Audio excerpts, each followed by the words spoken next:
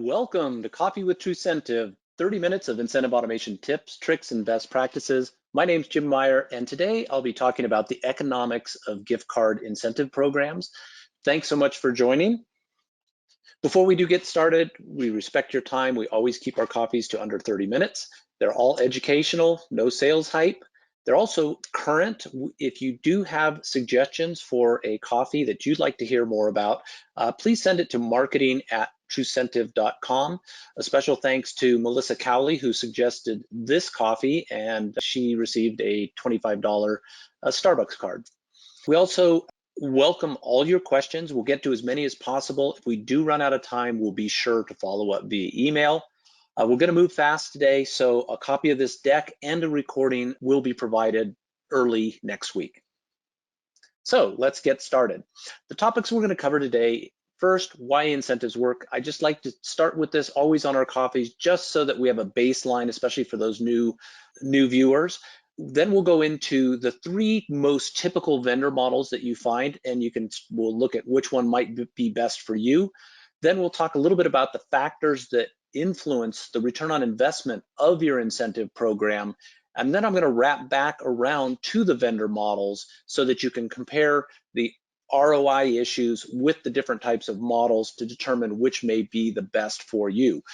Then I'll cover some common mistakes, some ways you might be able to generate conversions and drive more activity without costing you anything. And then, of course, we'll follow up with the Q&A. So why do incentives work? Incentives should not be the main reason for somebody taking action. It's really a motivator to balance what you're asking them to do instead of waiting to do it at another time. So it's really all about doing something now. It reduces the anxiety, the resistance to the ask that you're trying to achieve, whether that's having somebody take a survey, be part of your beta program, doesn't really matter. You want to balance that ask with an incentive so that it has a greater value and that recipient will partake in your activity that you desire. It's very often a very emotional decision. It's one of those situations where it's not only about the amount of time they're going to dedicate today, it's also about any future time. So when you consider the value of your incentive, don't just consider it the hour for that first meeting. If you're going to have several meetings with somebody over a period of time, and they're going to recognize that, and that's what's going to go into their thought process with regard to the value of the incentive that you're providing.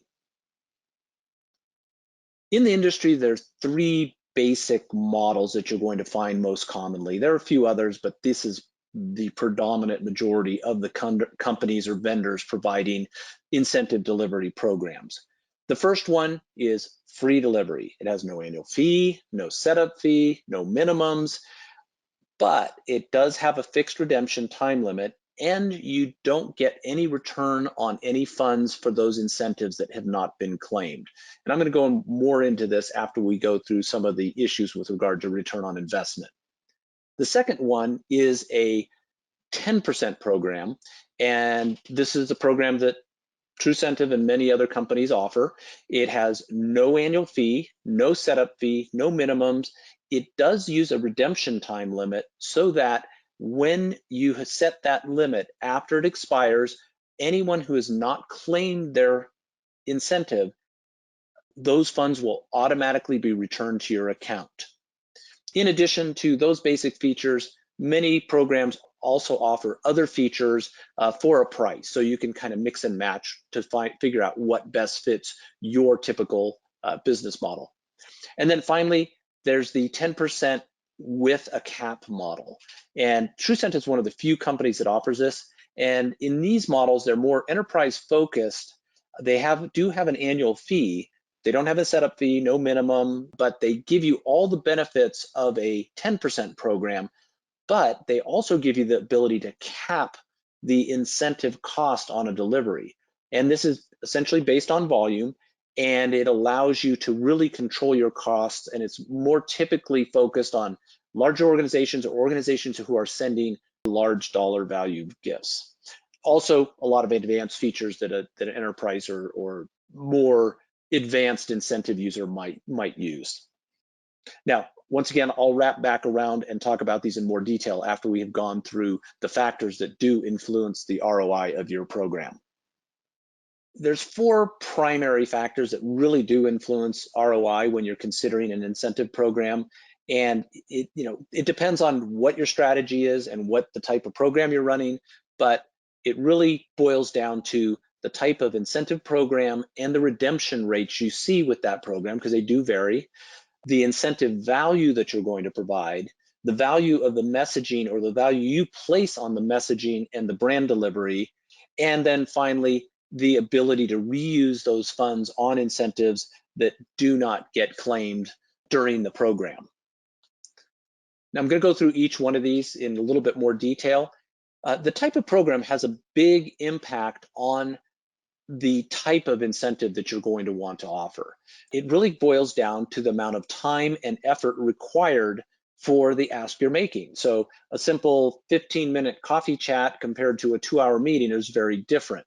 Virtual events, getting individuals to participate in clinical trials or beta programs or healthy lifestyle programs are often programs where you're going to want to provide multiple incentives over a period of time. So once again, it comes down to the effort and the perceived time someone's going to have to commit before they'll actually take that leap and join your program. Now, with programs, the redemption rates vary greatly between the programs. If you look at, for example, on the left, we have product surveys. They take a fair amount of effort, and typically they're rewarded with fairly high value incentives. And so they have a really good redemption rate because the individual feels like they've done a lot of work for the incentive that they're receiving. And if they've done a good, honest job on it, they feel good, you get quality information. In general, there's about an 80% on average redemption rate across all programs. Now, your mileage may vary, but it does depend on the type of program, and this is typically in the first 3 months of the program. So if you're running a variety of different programs, you should consider the different redemption rates when you're calculating the ROI of your program, because if you're doing a program where you have say for that 20% breakage, as the industry calls it, where 20% of the people will not redeem their gift or their incentive, well, if you're using a free delivery plan where they deliver your incentive for free, in that case, you're paying 20% to deliver that incentive, which is fairly onerous. Your incentive value will also vary dramatically because you have different tasks you're asking for. And when you're trying to balance the ask or the event or the activity you're trying to encourage, you need to consider the time and the urgency related to that particular event. So a simple coffee chat, great, $10, but we see coffees go all the way up to $25, $30 for an hour meeting. A lunch, for example, baseline minimum, if you're doing Uber Eats, Grubhub, and DoorDash, offering those 3 cards to an individual, typically a $35 baseline there works well. Now, remember, you don't have to give the same value to everyone. You might want to separate this depending on the type of lunch or the individual. Could be title, are they an influencer? Are they a decision maker? So there's a lot of elements that go into the value that you put on these different types of programs. You can also offer too much for a program, and I'll talk about that in a minute. On our coffees, I always talk about the motivation and balancing the incentive and the ask. And as you can see on the green line, we want to keep our incentive tied to the ask along that line. But you can also introduce another dimension, which is the quality of the audience or the fit of that audience or the engagement level they have with you, because this can increase the attendance and bring in some potential pitfalls when you're running your program. For example, if you have a very high dollar value incentive, but the audience quality is low, you're likely to attract people who are just attending merely for the dollars. And that means you don't have a good incentive fit, with regard to the ask, and you get individuals attending the program. And it's even more costly than the dollars you're spending on the incentive, because all the time following up with those individuals and then ultimately finding they're not a fit is a costly process, and then you drop them out of your funnel. That opportunity cost for all the time you spent with them, as well as the dollars of the incentive, can be problematic. Another scenario is where you have a very highly engaged or very high quality audience. Well, they know that. And if you've been engaged with them and you offer them too low of an incentive, especially if it's for activity that takes a fair amount of work on their part or is going to take time over time to engage with you, and you don't offer a high enough incentive, you're just going to get a low response rate. So there's no magic formula to figure out what's right for your audience, because we're dealing with lots of variables. But if you test your way through the process, ultimately you'll find what really works in your industry, with your project, with your types of audiences. Now, this is a recent example. This was just a few weeks ago that this wrapped up. We were working with a large cloud infrastructure provider, and they built a target list of SaaS, software as a service companies like us, that had dedicated infrastructure. That means that they had all of their equipment in a data center, they owned it, they ran it. And what they're trying to do is figure out how do they convert those individuals or those organizations to move to their cloud services. They targeted CTOs, VPs of engineering, VP of operations, and IT managers. They offered a $250 incentive for an in-depth interview, which was about 2 hours long, and it also required a pre-meeting survey before that interview, so that they could look at what they're doing and determine how they might best provide cloud services at a savings, better performance, etc. And unfortunately, the results weren't good. What they found was their target audience was not ideal, because they included IT managers, and that's what they got mostly for the sign up. Well, the IT managers are minor influencers, and it turns out they're definitely not decision makers for this company's products. The other big problem they found, that very few had interest in moving to the cloud because they had another issue that was fundamental to their business. Either their architecture was not well suited to the cloud, they had privacy issues where they didn't want to be on a large cloud provider platform, or they had some other limitation that was just associated with the nature of their business. In the end, less than 7% of meeting attendees were actually viable candidates. So they spent a lot of time, effort, and money going after an audience. And what happened was they just spent too much on their incentives. So while as a business you might find me encouraging high incentive values, well, we don't. We want the incentive that's going to work best for you. And in this case, the $250 mark was too high for the target audience. Just a note that as they've gone through the data, they do believe actually that value will work well for the CTO, VP of engineering group, and they are going to rerun this program slightly differently again, because they really do need this information to convert them to a new platform. The other consideration is the value you place on your brand impression. So there's a lot of psychological issues with providing incentives, and getting your name in front of somebody on a repeated basis, especially when you have a nice incentive tied to it, is valuable, because it creates that memory, it creates that relationship. But there are some common elements to this that a lot of people don't think about. One of them is gift guilt, and that you'll find that there are a number of people who will go through your process, whether that's a survey or attend a virtual trade show, and they will never take their gift. Well, people do have gift guilt. So there's a lot of other reasons people might not take your incentive after doing something. However, you still can get value out of that. And one of the things that we like to recommend is, don't just do a single email or SMS delivery. Follow up with reminders, even a couple reminders on the front end, maybe a few days after you send that initial incentive or thank you, a second reminder maybe a week later, and then maybe a final reminder a few days before that incentive is going to expire, just to give them a heads up. This is a great way to keep your brand and the fact that you're giving them something nice in front of them. This repeated process can help reduce that gift guilt. In addition, you can take it a step further and add additional messaging when somebody actually claims an incentive.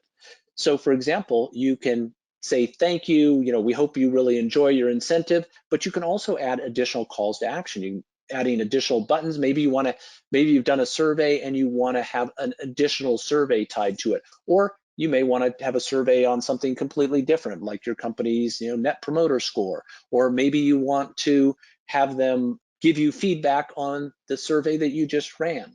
All of this process lets you continue that engagement, all tied around that incentive that you've already provided that individual recipient. Now, return of unclaimed incentives is an important part of any program because it can be the biggest cost saving and boost to your ROI. This is essentially the process of getting unclaimed incentives back. And in the case of TruCentive, for example, once you reach that expiration date, those funds are automatically returned to your account or the project you're running. It's really up to you. So those funds are available, and you can add additional people to the program. So you can increase lead flow, for example, with the same amount of dollars because those funds came back. Or you can take those funds and use them against the overall cost of the program, deduct them, and therefore your return on investment goes up. There's a lot of reasons that people do not receive your incentive. If you look at employee turnover just in general, I provided a chart over here on the right from 2019. I didn't think it was reasonable to put the 2020 numbers in because of the whole COVID situation, but in 2019, you can see there's a fair amount of turnover. So there's a lot of reasons someone may not take that incentive. That they may forget about it. They may have an email address that's rarely used. They just forget. You are using data and if you've got a bad email address, and once again, gift guild. But there's lots of reasons why they won't get opened. And if you look at the on average breakage in the industry of 20%, that's money you can use to your advantage in any type of program. Now I'm going to go through the different types of deliveries. Free delivery is just what it says. No cost to deliver, but basically the way the vendors make money is they take the breakage. So when you send that incentive, they typically put a fixed time period on the redemption time, and that could be 6 months, it could be 12 months, but on average, those incentives are going to cost you 20% to deliver because that's the average breakage rate. Most of these services have fairly limited delivery options, i.e. customization, reminders, and they also typically have more limited business features because they benefit from poor result. And you just have to make the decision on, do you really want to have a business model where your vendor wins when you lose? And so that's why free delivery models they do work in certain instances, but you need to think about the value of that product.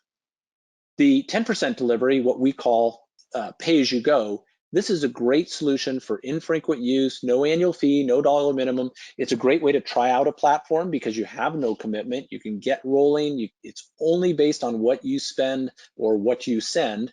It's best for small denominations. If you're sending large denominations, you're going to want to look at an enterprise plan because you have those caps and they can save you a tremendous amount of money. They're usually fairly limited in features. However, one of the things that we like to do is offer some of those features a la carte. So if you want to send email personally from your company so that it's totally personalized, custom SMS messages, other gift card or voucher options, all of these are available a la carte, and you can add to that to make the perfect program for your application. If you are doing higher value incentives, or you do have larger groups of people, large organizational incentive programs, then an enterprise program is probably the best fit for you because you can maximize that ROI throughout the organization with people doing different mixes of incentive values, different types of programs, and it can dramatically limit the cost to send an incentive. And the way it works is that your incentives are based on the value of what you send. So for example, if you have a $5 cap on your incentive, you'll pay 10% up to $5 and then it's capped. So if you send a $500 incentive, very nice of you, it would normally cost you $50 to send that incentive on a pay-as-you-go plan. But with a cap program, it's going to max out at $5. So you can see, and we have a variety of different programs depending on your needs that have different capped amounts, and some of them have caps that actually decline the more you send over time. So we want to reward you for the value of what you send. Here's just a simple model of the economics of the different programs: free delivery versus 10% versus cap delivery. So for example, you just had a simple, I want to send 10 $50 incentives, and I'm on a cap plan that has $3 per max incentive, and I want to compare that to the other plans. It's really simple to determine, what's going to happen with an on average of 20% breakage rate or 80% redemption rate. On a free delivery plan, it's going to cost you $510. On a 10% delivery plan, it's going to cost you $450. And on a cap plan, it's going to cost you $430. So you can see, as you get up into incentives that are a little bit more costly, you're out of the $15, $5, $10 plans, a cap plan can become very advantageous, especially because they come with a lot of other features that drive or allow you to drive different capabilities within your program as a bundle in those types of enterprise plans. I also said I'd talk about the most common mistakes, but really these are challenges because a lot of the answers to the questions to get it right really require you to test and test again. Determining the exact match for all the variables involved in a program can be really difficult. So, we all have different audiences, we have different asks, different types of asks. Not all surveys are the same. So you really need to kind of play that program to your benefit and start testing and turning the knobs to figure out what exactly will work best for you. The most common one we see is the too low or too high. It's really the mismatch of the value and the ask.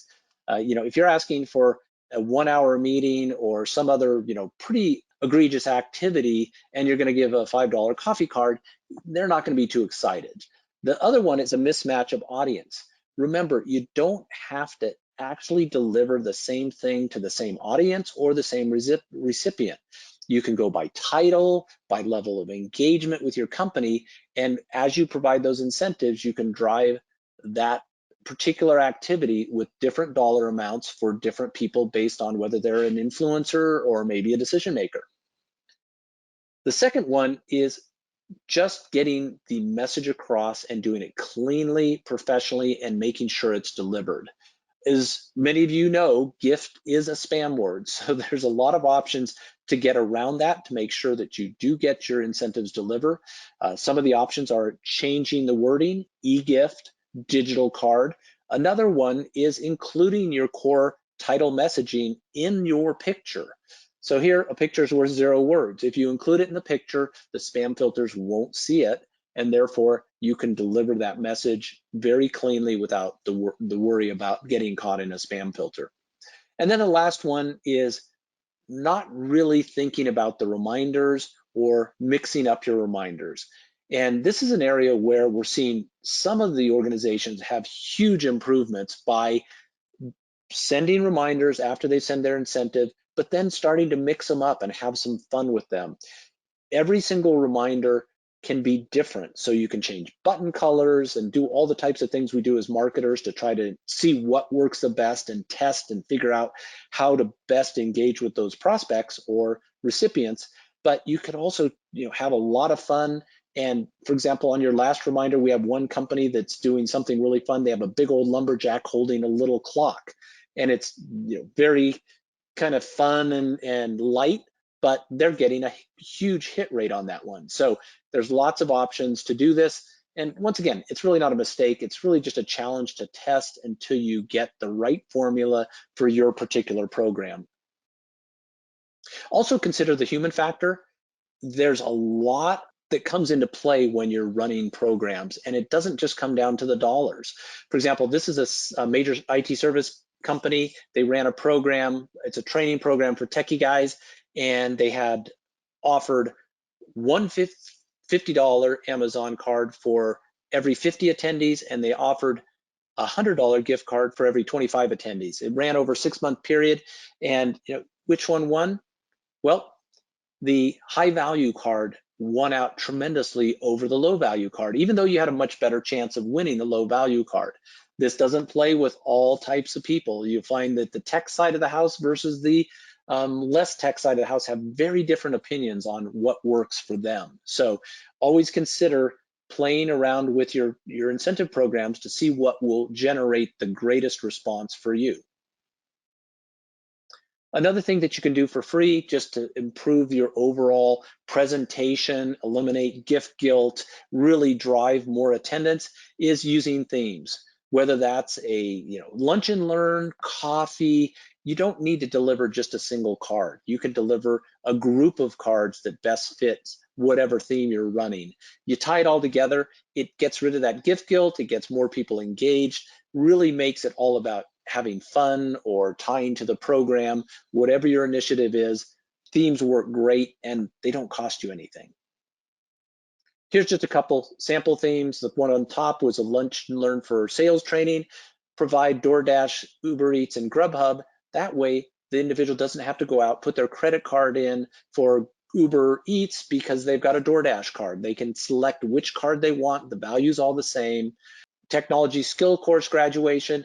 You might want to offer technology cards, Google Play, Apple, Best Buy. So tying it all together makes it fun, makes it more synonymous with what those individuals are doing, and it just all together works a little bit better. Now, I'm not going to say you're going to have a huge uplift on your attendance or your participation, but it does help. We see on average about 3 to 5% better performance on programs that are using themes. So that's all we have time for. We do have time for a few questions, and it looks like we have several already. I'm not sure I'm going to get to them all, but I'll get to as many as quickly as possible. So the first question is, why not give all recipients all choices? This is a really good question, and the reality is the take rate will go way down. What we get is a little bit of paralysis when you offer someone too many incentive options. And so once again, going back to the theme, it's really better to provide a nice group of cards that are really tied to what you're doing rather than just throw everything at them. The next question is, do you have international coverage? Yes, we do. We have international cards available for most countries. What you'll find is there's a great variance in what cards are available in what countries. So you'll find that in Western Europe or Saudi Arabia, countries like that have a large number of available gift cards. And then you'll find maybe Northern Europe or some other Asian countries have very few cards available. One of the little tricks that you can play is to add a digital MasterCard into the mix for those countries or all countries if you don't find a set of cards that really are enticing for that country. We had a company just recently do a gift card program where they're doing coffee cards all across the globe. And one of the big problems is there were a few countries that just don't have any coffee shops that are available with gift cards in those countries. And so by default, they landed with the Visa card so that the individuals could go out and get the coffee or tea that they prefer in their local area without an actual gift card for a particular merchant. One more last question. How long does it take to have funds returned on an unclaimed incentive? I'm sorry if I didn't mention this in the talk today, but as soon as you hit your expiration date for that incentive, the next day those funds will automatically flow back into your account, and they'll flow into a project if you have it set up on a project basis. Well, that's all the time we have today. Thank you so much for joining us, and look forward to our next Coffee with TruCentive, which will be in approximately 2 weeks, and you'll be getting an invite as well as a follow-up with a copy of this presentation to share with your colleagues. Once again, thanks and have a great day. Take care.